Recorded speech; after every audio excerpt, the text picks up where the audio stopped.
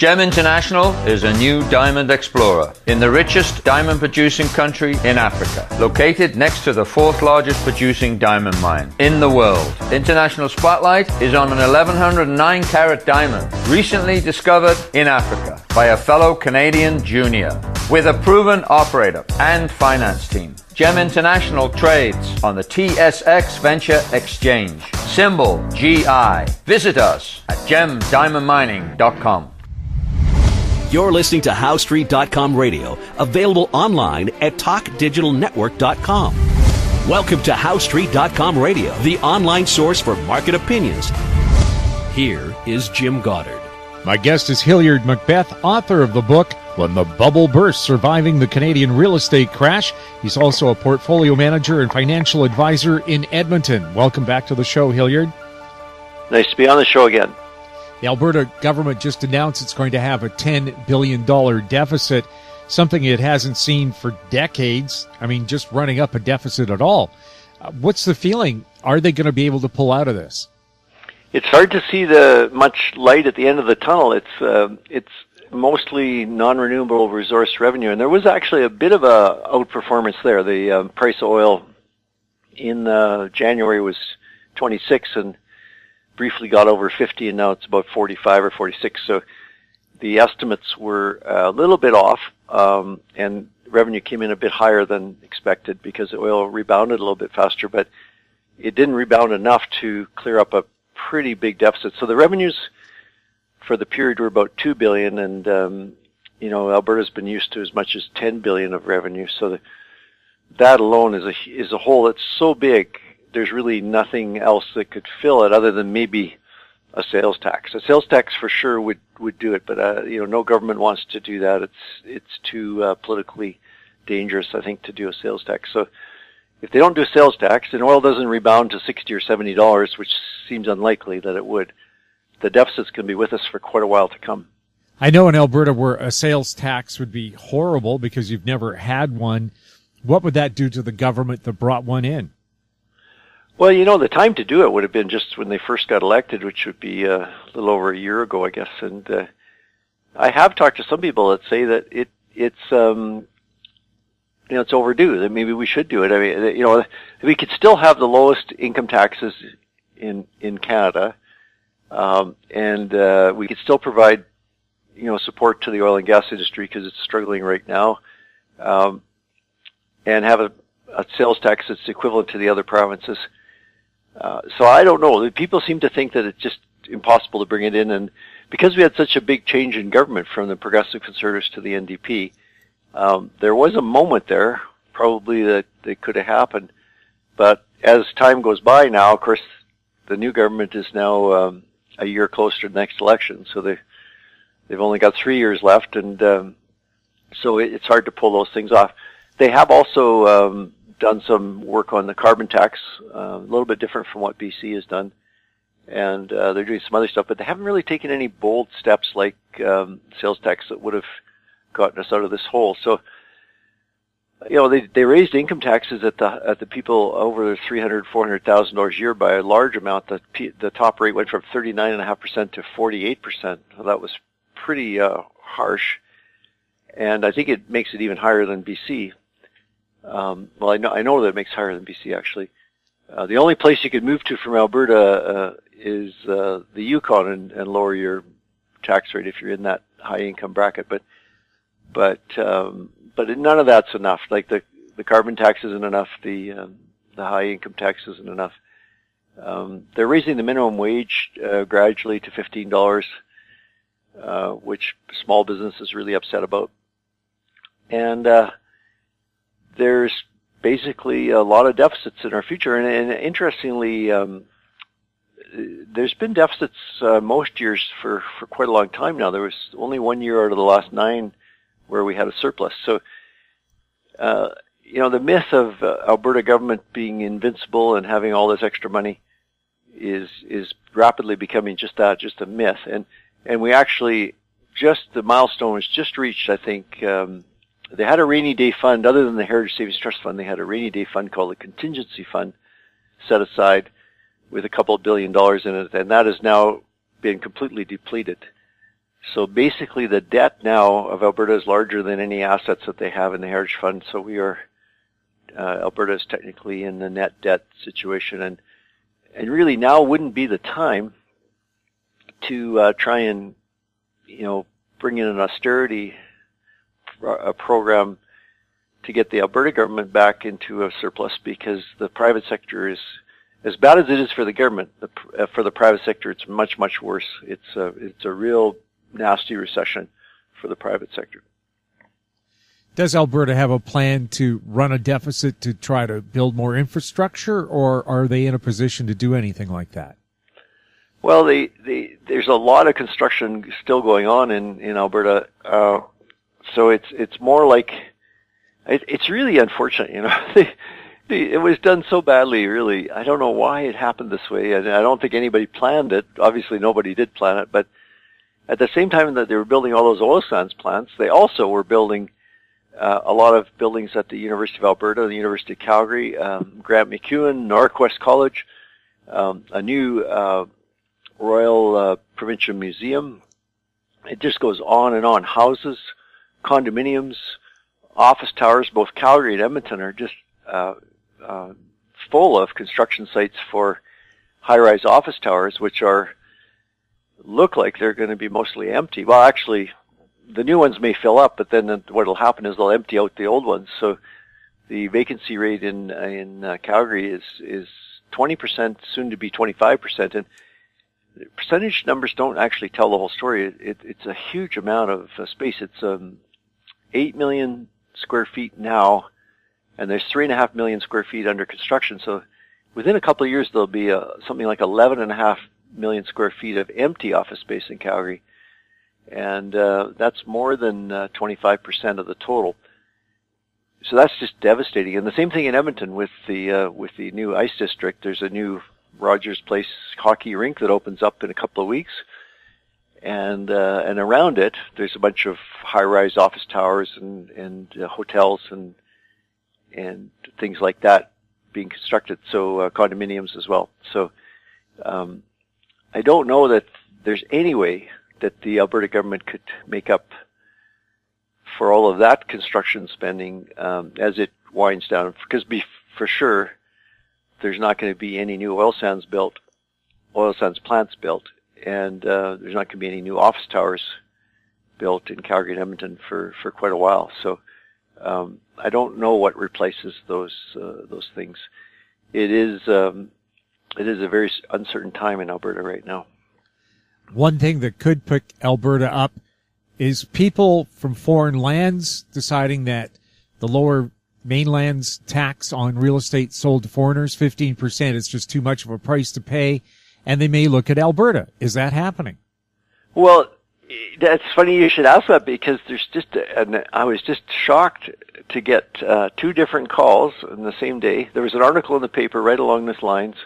It was the Calgary Real Estate Board, and it was one of the realtors in Calgary, and he was suggesting that people might decide to come to Calgary instead of paying the tax in Vancouver.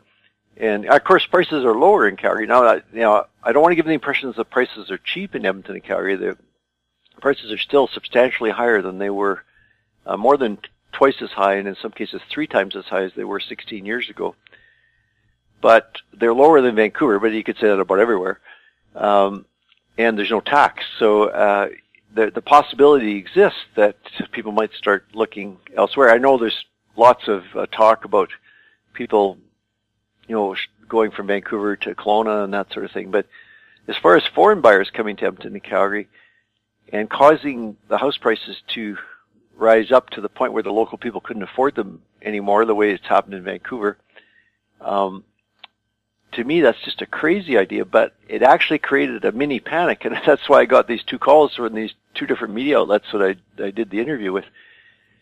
And the feeling was, and I asked several people, and the feeling is that young people would be priced out of the market. They wouldn't be able to afford homes because the foreign people would come in and buy them up and push the prices up. So what I would say about that is that the difference is any direction you want to go from downtown Edmonton, where my office is, in 30 minutes you can be in farmland. So, and there's no restriction on development the way there might be in near Vancouver. So there's absolutely no shortage of land for development, and no shortage of builders who are really suffering right now in terms of not having any new buyers for new homes around the outskirts of Edmonton and Calgary. There'd be no shortage of developers that would love to build new product to satisfy that foreign demand were to come in. So unlike other areas, Calgary and Edmonton couldn't possibly have prices pushed up that rapidly that would cause people to miss out because of the new demand. And, you know, once you start taking that foreign buyer and spread it out over several cities rather than concentrating it all in Vancouver, it's going to have a much smaller impact as well. So it just isn't realistic to think that that would happen. Now, they may come to Calgary. I don't know. I'd be surprised if they came to Edmonton. I don't even think they would come even to Calgary or Edmonton, because the cultural connection isn't there with mainland China, for example. But even if they did, it wouldn't make any difference in terms of the economics of housing. The economics of housing in Alberta are going to be determined by how many new jobs there are for young people, what the salaries are, what the wages are, what the payments are that they can afford monthly on their mortgage payments, and what the attitude of the lenders is in terms of being willing to provide credit to people that are maybe don't have much of a down payment. I think you and I have talked previously about how Alberta was taking on way more debt than the amount of people here would indicate. So we were at 23% of all the CMHC debt up until recently, and we only have 11% of the population. So when all those new young people maybe moving from other provinces to take jobs or whatever were able to qualify for these large loans, Alberta was at the lead in terms of putting out new debt and therefore buying new houses and cars and everything else. But the lenders now, I'm sure, are going to start seeing more loan losses in Alberta. There's all kinds of anecdotal stories about people just of skipping town, actually going to BC, believe it or not, going to the interior of BC and hiding out in BC. The banks will never find them there. And with all those mountain ranges, you know, the people from the prairies aren't used to searching through mountain ranges and just not paying their debts. So once the lenders start to notice that people in Alberta aren't paying their loans back because they've lost their jobs or whatever, then the availability of credit will tighten up dramatically. So you have a recession that's, you know, now we're into our second full year of a severe recession in Alberta. Started in 2014, got worse in 2015, continued in 2016.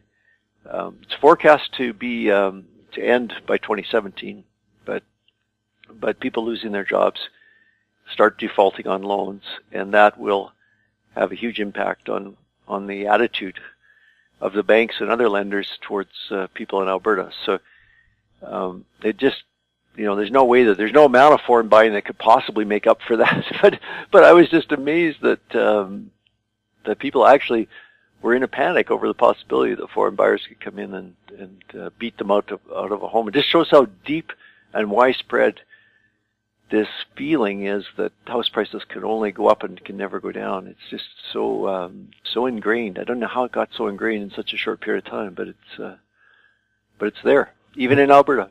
Well, it made all the headlines, and foreign buyers apparently only bought 10% of the real estate, but they bought at the very top and only luxury and ultra-luxury properties. But when the house at the top of the hill goes up in price, the ones at the bottom go up too, don't they? Exactly. I think what it does is it allows people to, when those foreign buyers come in and maybe buy a trophy property in British properties or something like that for $8 million or $6 million, it changes the psychology of the people that are looking at that home for $600,000 or $700,000. And, you know, if they say, well, gee, if it's okay to pay $8 million for that home, then this home must be worth $800,000 or $900,000. I shouldn't feel so badly about paying that much for it. So it changes the psychology all the way down. And it also it I'm sure stimulates a lot of speculation from the local people as well, who might be buying more house than they can afford, but they're not worried about it because if they get into trouble with the loan, they figure they can always sell the house for a profit and pay down the loan. So they aren't as worried about, because normally in the housing market, especially in a cyclical economy like Canada has, and especially Alberta, once people start getting worried about if they're going to have a job tomorrow, they don't have to lose their job. They just have to start thinking maybe they won't have a job for some reason, that other people have been laid off or something, and they start worrying about that. Then they change their attitude completely about taking on a new mortgage debt to buy a bigger house or to go from renting to buying. And that's what causes a real slowdown in the housing market. But that hasn't happened this time. People have not gotten into that mode where they're worried about taking on debt. They're still very comfortable with taking on debt. So it's I don't think it's different this time. I think it's just been delayed for some reason, and I think it gets back to that whole idea about house prices only go up, they never go down. We'll have more with Hilliard MacBeth right after the break. I'm Larry Ray, President and CEO of American Manganese, Inc., listed on the TSX Venture, ticker symbol AMY, A-M-Y, with proprietary patents in the U.S., China, and South Africa. Our focus is on recycling lithium-ion batteries for electric vehicles. China recently legislated the responsibility for recycling onto their electric vehicle manufacturers and importers. For more information, please visit AmericanManganeseInc.com or phone me, Larry Ray, at 778-574-4444. Welcome back. We're speaking with Hilliard MacBeth. Tesla, of course, always has been making headlines because of, just changing the way that we look at electric cars or building that mega factory for car batteries in Nevada. Is there anything new on the electric car front that we should be aware of? There was a big new announcement yesterday, and that is that the top model for Tesla, the S, which is the luxury sedan that they put out, the possibility has been upgraded with battery technology to get a 100 kilowatt battery rather than a 90 kilowatt battery. So before the top of the line was 90 kilowatts with ludicrous mode for acceleration. So that ludicrous mode allows the car, which is actually quite a heavy car, to go from 0 to 100 kilometers an hour in 2.8 seconds, one of the fastest in the world. And now, with this new announcement, if people buy that car, they'll be able to go from 0 to 100 in 2.5 seconds. So 2.8 seconds, having experienced it myself, is so ridiculously fast that I don't know if people are going to be able to handle 2.5 seconds or if they'll even notice. But some people will want to have that anyway, just because it's the fastest. But the bigger thing, I think, the bigger impact is the range. So the range, which is currently around the maximum range for the top of the line vehicle, is around 410 kilometers, will now be over 600 kilometers, and that makes quite a difference because in Alberta there's a Tesla supercharger in Red Deer and one in Canmore, and then in BC there's Golden, Kamloops, Revelstoke, Hope, Squamish. There's probably one or two more I've missed, but anyway, there's spaced apart about every 2 hours, and what people do is they stop and have a coffee, and then because it's a supercharger, it's a very powerful, very fast charger. People can get a pretty good charge in half an hour or something like that. But when the range goes from 400 kilometers to 600 kilometers, that would be a game changer, because to go, say, from Calgary to Vancouver, instead of stopping maybe 5 times, people would only have to stop twice. And, people have to stop anyway to go to the bathroom and have a bite to eat and that sort of thing. So it really does make the concept of having an electric car feasible for most people, and it gets rid of that concern about range anxiety that people have. However, the negative on it, so those are the positives. The negative on it is pretty big, and that is the car is very expensive. So it starts at that particular new model, if you can get your hands on it, starts at about $136,000 US for the car. So that's not really practical for most people. But the new one that's coming out, of course, won't have that acceleration, but it's supposed to be out by the end of next year, I think, is going to be much cheaper. It's going to be in the $40,000 to $50,000 range with most of the options. So it'll be very affordable. And I think once they get that range anxiety problem dealt with, which it looks like the battery technology is allowing them to do, it'll be a really popular thing. Once people experience the electric car driving, it's a very, very different and pleasant experience. Although some people have had problems with the autopilot functions. Maybe there's been some publicity and 1 or 2 deaths as well. But, well, they really should call it driver assist, not autopilot. Yeah, it says very clearly on there that you're supposed to stay in charge and you have to keep your hands on the wheel. You're not allowed to take your hands off the wheel. So the one very publicized death that has occurred, the driver should have been reacting. Somehow the autopilot detector didn't notice that a big tractor trailer had crossed from the opposite lane into the lane that the Tesla was in, and there was a crash and a death. But those are the kind of things that will get fixed. And the other thing is, of course, is the company's building a gigafactory in Nevada, near Reno, Nevada, that will manufacture these batteries and will also probably improve the technology on them. So at the moment, they're quite expensive, and they're very heavy. So the battery in those S models is 1,200 pounds, and it costs $30,000 to $40,000 for the battery. So it's obviously they're going to have to get the cost of the battery down and hopefully the weight down and the range extended, and then it will be revolutionary. Because there's a lot of positives, not having to get the oil changed, not having to get the spark plugs changed, not having to get all those things done is quite a positive. Not to mention the impact on the environment, which will attract a lot of people as well, I think. Hilliard, thank you very much for chatting with us. Nice to be on the show.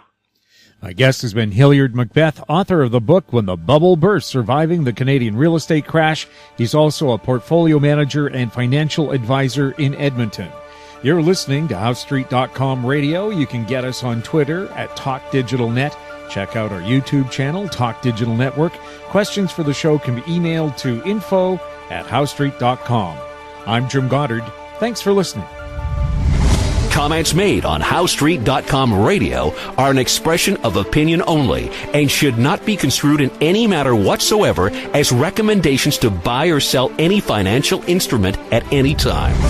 Available online at TalkDigitalNetwork.com. HoweStreet.com radio is a production of HoweStreet Media Incorporated.